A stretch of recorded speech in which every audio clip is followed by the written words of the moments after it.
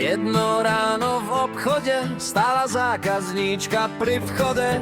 Jazyk sa jej zapletol, rehnil som sa Jakovu. Páni a dámy, takto to začalo, dobré ráno mi to načalo. Celý čas bola nuda hnus, to ráno nemalo žiadny vkus. Už som aj zametal, prsty som si zapletal, pozeral som cez okno, aj keď som tam videl hovno. Zrazu Zuzá pri ceste stála, strašne sa tam smála. Čo si tam trepala, voľnú cestu nemala. Keď sa jej to podarilo, ja som už pil nejálko pivo. Cez cestu prešla, ale donútra nešla. Medzi dvermi dostala a huba sa jej klepotala.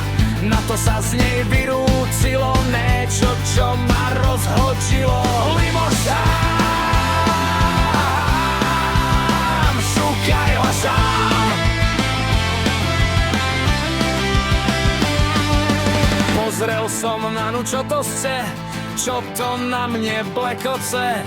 Prelož mi to, nerozumím, počkaj, hneď si to ja povím.